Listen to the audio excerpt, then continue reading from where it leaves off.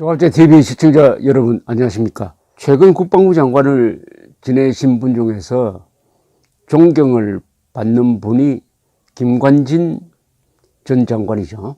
이명박 대통령에서 박근혜 대통령에 걸쳐서 국방부 장관 이어서 안보실장을 했던 분인데, 이분이 육군참모총장, 합참의장, 그리고 국방장관을 쭉 거쳤는데, 이분의 공적 중에서 우리 군이 싸울 줄 아는 군대로 만들었다, 이념 무장이 되는 군대로 만들었다 하는 점에서 높게 평가를 받고 있습니다. 또 개인적인 약점이 없으니까 그분을 감옥에 보내기 위해서 여러 번 영장도 신청하고 일시로 구속되고는 했지만은 다 감옥에 보내는 것은 실패를 했습니다. 아직 재판은 진행 중인데, 이 김관진 장관은 이명박 정부 때 국방장관으로 발탁된 계기가 연평도 포격 이후입니다. 포격 이후에 우리 군이 너무나 피동적이다 하는 반성에서 이것을 바로 세울 수 있는 사람이 누구냐 해가지고 직접 이명박 대통령이 면접을 본 사람이 김관진 장관입니다. 김관진 장관에 대해서는 저는 아주 몇 가지 인상적인 기억이 있습니다. 2011년에 군대가 별도로 이 고등학교 한국사 교과서를 분석을 해가지고, 이런 교과서로 배운 젊은이들이 군대에 들어오면은 무엇을 위해 싸우는지 모르게 된다, 교과서를 고쳐달라고 좋은 건의문을 하나 냈던 기억이 있습니다. 군대가 말하자면 교육부에 대해서 이런 교과서 고쳐달라고 건의를 한 셈인데, 그게 크게 반영되지는 않았습니다만, 나중에 박근혜 정부의 국정 한국사 교과서로의 개혁, 그게 나중에 문재인 정부에 의해서 다시 폐기가 되었습니다만은,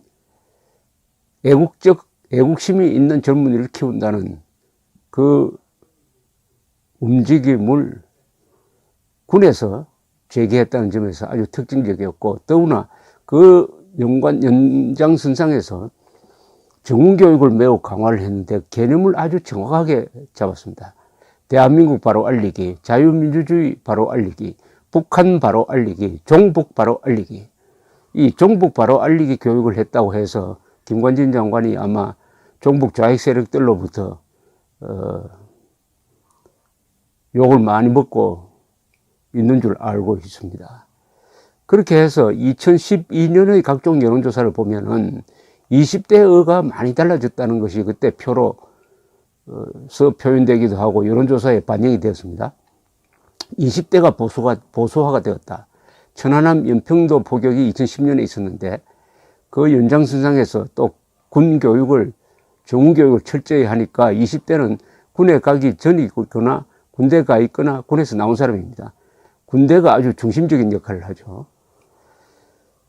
그때 20대를 잠시 정상적으로 돌려놓을 수 있었다. 그러나 곧 원위치하고 말았습니다. 특히 지금 이 김관진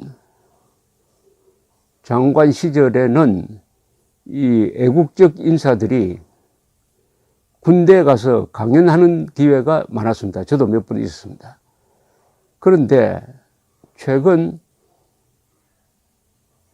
군에서의 주문이, 강연 오는 사람에 대한 주문이 북한에 대해서 이야기 안 해줬으면 좋겠다, 북핵에 대해서도 이야기 안 해주면 좋겠다는 주문이 온다는 이야기가 이 지금 조갑제닷컴에 실려 있는 군사전문가 김진무 박사의 증언입니다. 조갑제닷컴 비디오로 동영상으로 실려 있으니까 참고를 해 주시기 바랍니다. 그분이 아주 북한 군 그리고 북한 핵 전력 연구에 한국에서 권위자인데 통탄을 하고 있었습니다. 군대가 북한과 북한 핵에 대해서 장병들에게 그럼 가르치지 않는 거냐, 이거. 이게 송영무 국방장관이 북한을 주적으로 표기하지 말자. 적으로 표기하지 말자. 하는 방향을 정한 것하고도 관계가 있다고 봅니다. 적개심이 없는 군대는 노무자에 불과합니다. 적개심이 없는 군대는 누굴 위하여 싸워야 하는지, 내가 든 총을 가지고 어느 쪽으로 쏴야 하는지를 모르는 것과 마찬가지 아닙니까? 더구나 상대가 지금 핵무장을 완성해가지고 원자폭탄을 60개 이상 갖고 있고 약 20만 명의 특수부대를 가지고 있고 대한민국을 교란시키기 위한 사이버 전력을 갖추고 있고 남한의 협조적인 종북 좌익 세력을 거느리고 있는 이런 적을 향해서 적이라고 생각하지 말자고 하는 세력이 있다면은 대한민국을 북한에 갖다 바치려는 생각이 아니냐. 대한민국을 북한에 종속시키려는 움직임이 군 안에서 지금 이루어지고 있는 것이 아니냐 하는 끔찍한 악몽을 생각하게 합니다. 군 중에서 가장 타락한 군대는 배부르고 관료화된 군대입니다.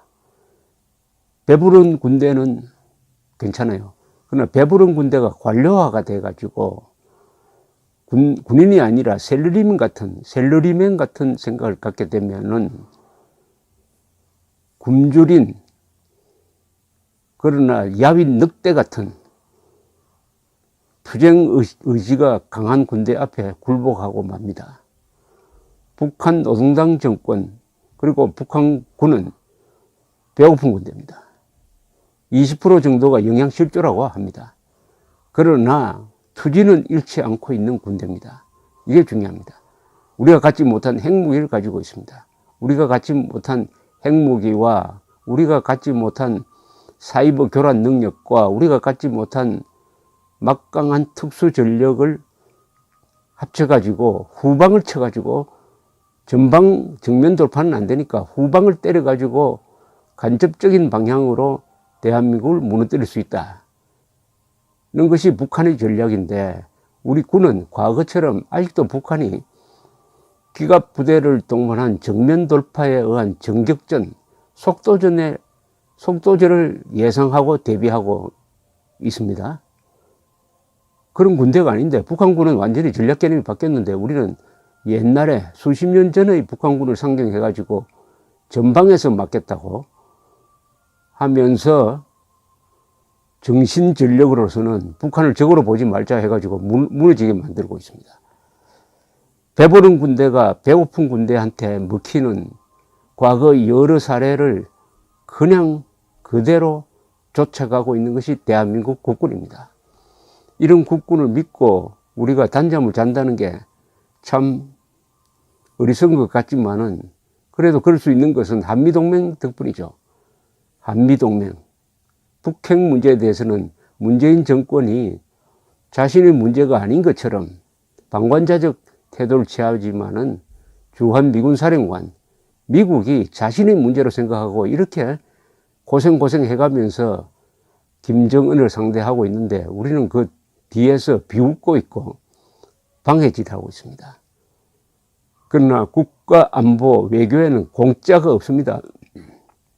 지금 문재인 정권이 하고 있는 이 행동, 우리 국군이 하고 있는 행동, 우리 일부 국민들이 하고 있는 행동은 그게 다 미래의 업보가 되어가지고 반드시 돌아옵니다. 돌아올 때 그 나쁜 실수 또는 착오를 한 사람만 뒤집어 쓰는 게 아니라 그런 사람들을 방치한 다른 사람들도 같이 당하게 될 것입니다. 오늘 우리가 하고 있는 것은 미래의 어떤 날을 준비하고 있는 겁니다. 미래는 오늘과 과거의 연장선상입니다. 그런 점에서 세계 역사를 되돌아보면은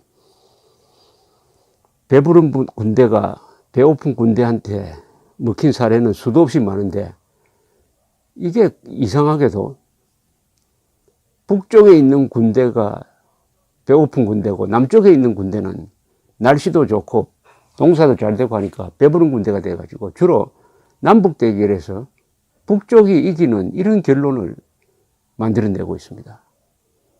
예를 한번 보겠습니다. 미국에서 남북전쟁이 있었는데 1960년대에 북군이 이겼습니다. 월남에서도 남북 대결이 있었는데 17도선 북쪽에 있던 월명이 결국 공산화 통일을 하고 말았습니다. 예멘에서도 북예멘과 남예멘이 일단 합쳐졌다가 내란이 일어나가지고 북예멘이 남예멘을 흡수 통일을 했습니다. 북쪽이 이겼어요. 중국 역사에서도 거의 대부분이 북방에서 일어나거나 북방에서 밀고 내려온 세력이 남방 세력을 제압하고 왕조를 세웠습니다. 이 배고픈 몽골, 요 나라, 금나라의 군대가 배부른 남송을 차례로 이긴 게 좋은 예죠. 독일에서도 북쪽에 있는 프러시아가 남쪽에 풍요한 삶을 구가하던 바이에른과 오스트리아를 누르고 통일을 했습니다. 프랑스에서도 북쪽에 있는 파리 중심 세력이 남방의 부르고뉴 공국을 흡수해가지고 통일했습니다. 스페인에서도 북방의 기독교 세력이 남방의 이슬람 세력을 몰아내고 통일하고, 마드리드 중심에 있던 카스틸이 남쪽의 바르셀로나 근방의 이 아라곤 등을 흡수해가지고 통일을 했습니다. 북쪽 우위입니다. 이탈리아도 19세기에 북방에 있던, 지금 토리노 근방에 있던 사르디니아 왕국이 남쪽의 나폴리 왕국을 흡수 통일했습니다. 북쪽 주도입니다. 이런 데서 딱 예외가 하나 있어요. 그게 바로 남쪽의 신라가 서쪽의 백제와 북쪽의 고구려를 통합한 일입니다. 이게 예외입니다. 이때도 신라가 배고픈 군대였고 백제는 배부른 군대였습니다. 그리고 고구려는 분열된 군대였어요. 그래서 신라가 내부 단합을 먼저 하고 당나라와 외교 교섭을 통해서 나당 연합을 만들어서 남쪽이 이겼습니다. 이건 세계적인 아주 예외 사항입니다. 남북 대결에서 북군이 이기는 공통된 이유가 있습니다. 북쪽은 춥고 남쪽은 따뜻하니까 북쪽은 상공업이 발달하고 사람들이 아주 근실하고 투쟁력이 있습니다. 체력도 좋고, 남쪽은 농업이 발전하고 또 예술적입니다.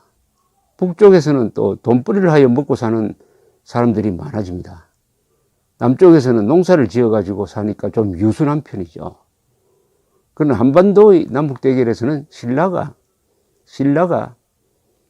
가난한 나라였습니다. 신라가 작은 나라였어요. 문화도 가장 늦게 발달했습니다. 그러나 내부 단결과 외교 전략으로서 이길 수가 있었습니다. 지금 한국처럼 잘 나가는 나라죠. 현재도 한국은 잘 나가는 나라입니다. 잘 나가는 나라가 갑자기 폭삭망하는 경우도 있습니다. 지금 한국에 사시는 분들은 우리가 뭐 적과 통일 되겠느냐 이렇게 생각하는 분들이 있다면 역사를 겸허하게 봐야 합니다. 불란서 역사를 보면 상당히 많이 도움이 됩니다. 한국의 이 좌우 대결이라든지 한국 사람의 감정적 성향이라든지 이런 걸 보면 불란서 역사에서 배울 게 많습니다. 한국의 역사나 국민성은 프랑스나 잉글랜드하고는 조금 달라요. 프랑스, 이탈리아, 스페인 이쪽하고 좀 피가 좀 뜨거워요. 한국 사람들은. 예, 근데 13세기, 1200년대죠. 프랑스의 전성기였습니다. 그 13세기 100년 동안에 프랑스의 국토는 3배로 늘었어요. 필립 아우구스투스 왕은 노르만 왕조가 다스리던 플랜테제넷 제국의 프랑스 내 영토를 거의 다 흡수했습니다. 프랑스의 라이벌들은 고전하고 있었어요. 독일은 여러 왕국으로 분열되었고 지금의 스페인 땅에서는 아직 이슬람 세력이 남아 있었습니다. 서기 1300년 프랑스 인구는 약 2천만 명이었습니다. 서유럽 인구의 약 3분의 1이 프랑스 왕에게 충성을 맹세한 신민들이었습니다. 이 프랑스에서 건너간 노르만 전사들이 정복한 잉글랜드 인구는 프랑스의 약 4분의 1이었습니다. 당시 파리 인구는 23만 명. 유럽에서는 최대의 기독교 도시가 파리였습니다. 이슬람 세력이 다스리던 스페인의 코르도바가 인구 50만으로 그보다 더 컸습니다. 그러나 기독교 도시는 아니었죠. 파리에서 발전한 고딕 건축은 유럽 전역에 퍼져나가고 있었습니다. 이 시대를 대표하는 성당이 바로 파리에 있는 노트르담 성당입니다. 지었을 때는 유럽에서 가장 컸습니다. 파리 대학은 유럽 지성의 중심이었습니다. 프랑스어는 잉글랜드, 플랑드스, 지금 벨기에입니다. 나폴리, 시실리, 헝가리의 궁정에서 공용어가 되고 있었습니다. 그러니까 14세기가 열렸을 때 유럽 문명의 중심으로서 프랑스의 미래는 경제, 군사, 종교, 예술 등 모든 면에서 창창했습니다. 그러나 어떻게 됐습니까? 그 뒤 150년간 프랑스는 쇠퇴하고 분열되고 수도가 점령당하고 하는 치욕을 겪었습니다. 왜냐? 흑사병, 패스트가 번져가지고 인구의 3분의 1이 죽고 100년 동안 잉글랜드와 전쟁을 했습니다. 특히 이 활을 쏘는 궁수를 발전시킨 잉글랜드 군대는 프랑스 내에 있던 노르만 왕조 시대의 땅을 다시 찾는다는 명분으로 해가지고 침략을 해가지고 병력의 몇 배나 되는 프랑스의 기사군단을 곳곳에서 연전연패시켰습니다. 한때 프랑스 수도가 점령당하고 왕은 포로가 되고 국가로서 존립이 의문시되기도 하였습니다. 그런데 외침을 당하면 사부던 사람들도 서로 뭉쳐야 되는데 불란서는 외침당했는데도 서로 내부 분열을 했습니다. 그나마 잔다르크가 나와가지고 기사회생의 계기를 만들었지만 잔다르크도 나중에 어떻게 됐습니까? 프랑스 사람의 배신으로 붙들려가지고 잉글랜드 진영으로 넘어가서 거기서 이단으로 몰려가지고 화형되고 말았습니다. 왜 이런 일이 일어나느냐 하는 것을 분석한 사람이 있습니다. 이분은 아랍학자예요. 이번 칼둔이라는 아랍학자는 이 북아프리카에서와 중동에서의 전쟁, 국가의 흥망을 분석을 하고 이런 결론을 내렸습니다. 아사비아라는 용어를 만들어냈어요. 아사비아는 단합력을 뜻하는 겁니다. 아사비아. 이 아사비아가 강한 쪽이 이긴다. 그러면 아사비아라는 것은 어떻게 작동하느냐? 이 가난하면서도 투지가 있는 쪽하고 부자이면서도 단결력이 부족한 세력이 국경을 이루고 붙어 있으면은 자연스럽게 가난하면서도 잘 싸우는 쪽이 부자면서도 단결력이 부족한 세력을 치게 되어 있습니다. 북한이 대한민국을 지금 위협하고 있는 것도 이게 자연스러운 현상이다 이거죠. 그런데 인구는 적지만은 군사적 동원력이 강한 가난한 배고픈 군대가 이기는 경우가 더 많다는 겁니다. 세계사를 보면은 아까 제가 쭉 설명한 그런 경우입니다. 예컨대 북아프리카의 베르베르족, 중동의 아랍족, 동아시아의 흉노, 돌골, 몽골, 유럽의 게르만과 바이킹, 이 사람들이 배고픈 군대였습니다. 배부른 군대는 누구냐? 그리스, 로마, 중국의 한족 국가 등일 겁니다. 한국도 여기에 들어갈 겁니다. 이렇게 부딪히면은 거의 대부분이 배고픈 군대가 이겼다 이거죠. 배고픈 군대가. 그런데 일단 문명 세계를 정복한 이 배고픈 군대도 풍요를 알게 되면은 또 나태해지고 비겁해지고 단결력이 약해집니다. 왜 그렇게 되느냐? 하면은 원리가 있다는 겁니다. 그 원리는 뭐냐? 이번 칼둔이라는 사람이 만들어낸 원리입니다. 첫째, 평화는 풍요를 만든다. 풍요는 자존심을 키운다. 자존심은 분쟁을 부른다. 분쟁은 전쟁을 부른다. 전쟁은 약탈을 부른다. 약탈은 가난을, 가난은 참을성을, 참을성은 다시 평화를 부른다. 그리하여 평화는 전쟁을, 전쟁은 평화를 부른다. 이렇게 순환 논리입니다.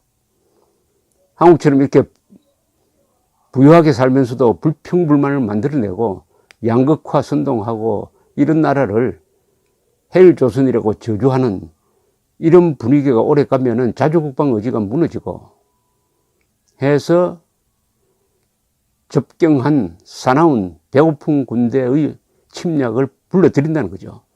그래서 망해버리면은 다시 가난해진다. 가난해지면은 그때 또 정신을 차린다는 겁니다. 가난해지면은. 그래서 평화가 온다는 거예요. 근데 평화가 또 오래 계속되면 또 불만이 생긴다. 또 전쟁을 부른다. 이런 식으로 평화전쟁이 계속된다. 오늘날 한국 위기는 가난에서 나온 것이 아닙니다. 풍요에서 나온 겁니다. 풍요가 사람을 분열시키고 이기심을 증폭시키고 정오심을 만들어내고 정치꾼들이 양극화 선동하고 헬조선 선동하고 하면은 잘 먹고 잘 살면서도 정신적으로는 가난해져 가지고 자주국방 의지, 법치의식, 책임의식, 자립의식 잊어버리고 이 국가가 다 알아서 해주겠지.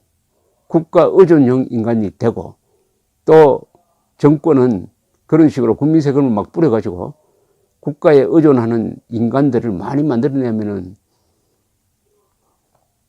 선거 때마다 그 사람들이 우리의 지지 기반이 된다라고 생각해가지고 더욱더 국민들을 타락시키는 쪽으로 공권력을 이용하고 세금을 써가지고 자립심과 자조정신이 없는 의탁형, 의존형, 노예적 인간을 만들어낸다. 그러면 그 결과는 어떠냐? 전쟁을 부르게 된다. 전쟁 부르면은 그런 타락이 또 정리가 된다. 그래서 전쟁을 하면 대충 북쪽의 강건하고 배고픈 군대가 남쪽의 부유하고 타락하고 비겁한 군대를 이긴다. 이게 역사의 하나의 법칙이다. 이 법칙이 지금 한반도에서 그대로 지금 적용되고 있는 듯 보입니다. 우리 보수 세력이 잘못한 게 세 가지죠. 첫째는 공산주의는 절대 악이라고 가르치지 않았고, 자주국방을 가르치지 않았고, 한자를 제대로 가르치지 않아가지고 분별력이 모자라는, 어휘력이 부족한, 특히나 분별력 중에서 제일 중요한 누가 우리 편이고 누가 적이냐를 피와 구분을 못하게 하고, 군대까지 나와서 드디어 피와 식별 능력을 마비시키려고 하니까 이것은 국가적 자살로 가고 있다고 지금 진단하는 것이 과장도 아니고 정확할 것이라고 생각합니다. 감사합니다.